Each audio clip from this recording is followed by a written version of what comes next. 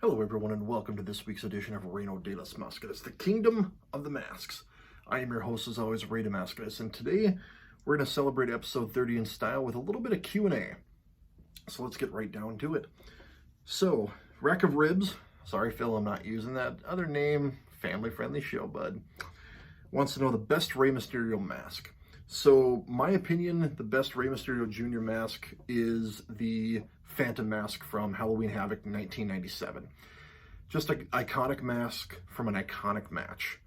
And I don't have one in my collection yet. I've been waiting to find one that is accurate. I always find one where the crown is not the right color, the lines are not in the right place, or the back design's not correct. So hopefully soon I'll find one there. So that is my favorite. So GEX410 wants to know the worst lucha mask design, and this one I really don't have much of an answer for.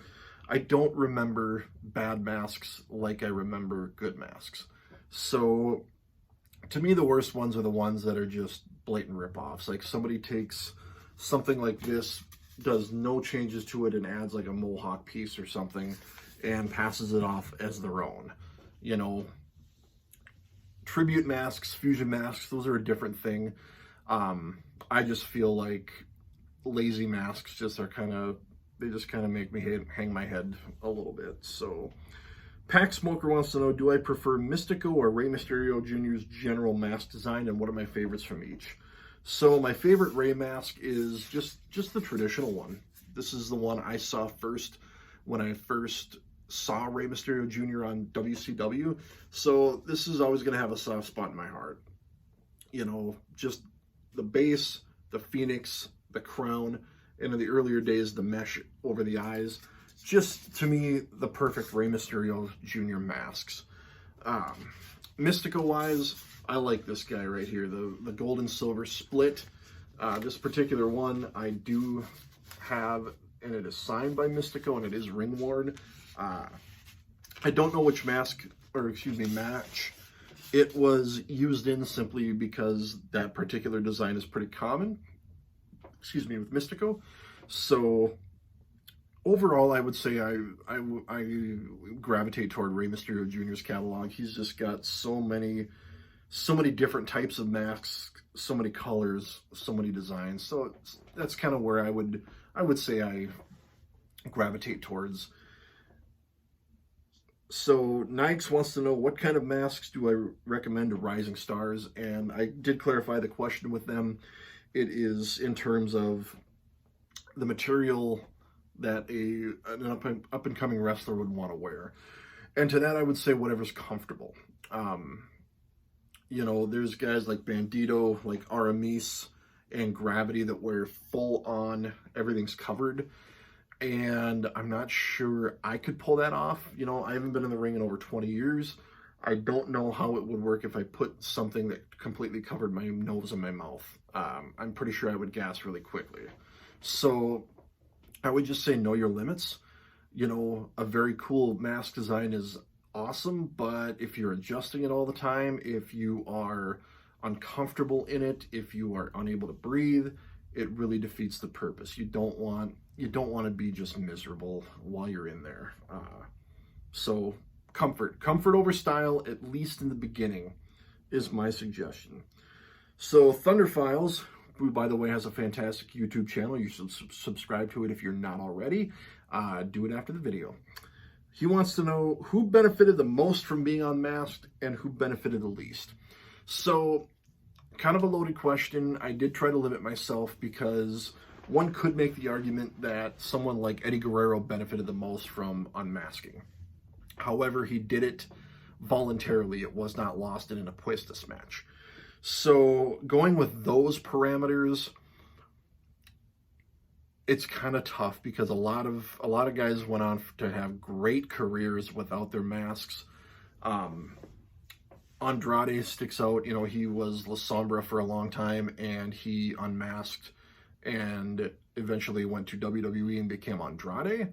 And I think he had a much more beneficial career unmasked than he would have masked in the United States. Just my opinion.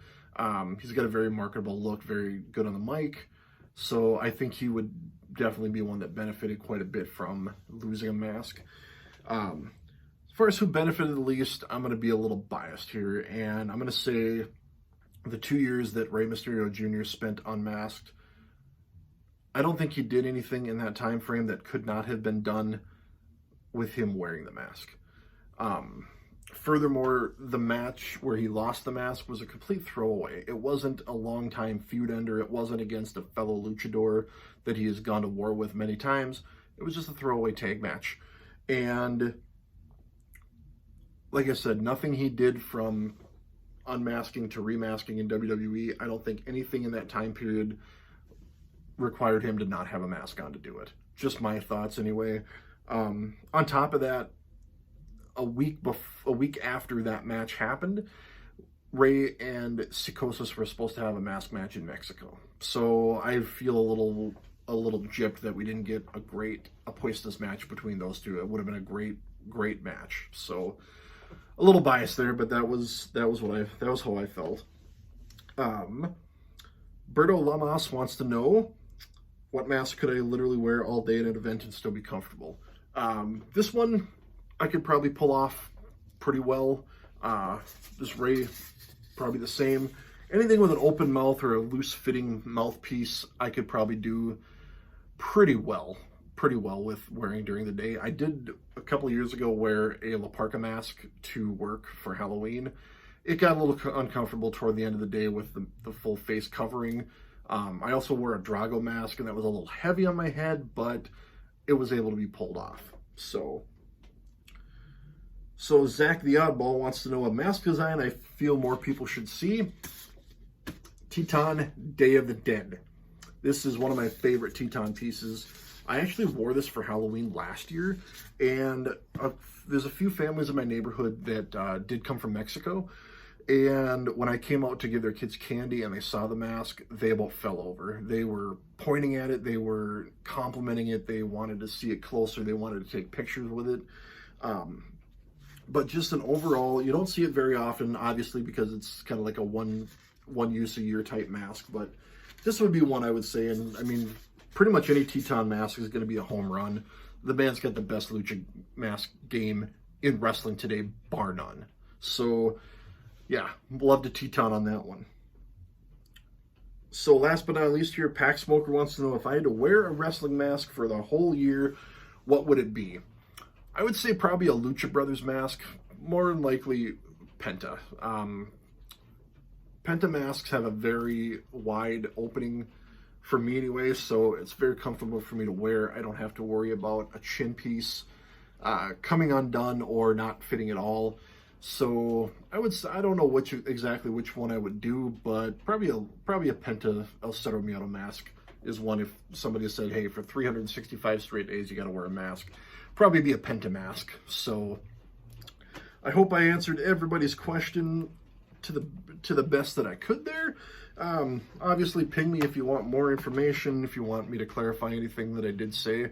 I did have some technical difficulties here. This is my third try recording this thing, so looking like everything's going to go through. So thank you for joining me. Thank you for making 30 episodes of this possible.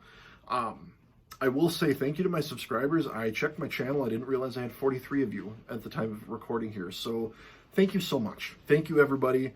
I really appreciate the support, the comments, the likes, everything. Let me know what you want to see going forward. I'm happy to do requests. I'm happy to tackle any subject you want me to tackle. So let me know what you want to see. I will see everybody next week. Once again, thank you all. Have a great week. Live, laugh, love, and as always, Lucha Libre. Until next time.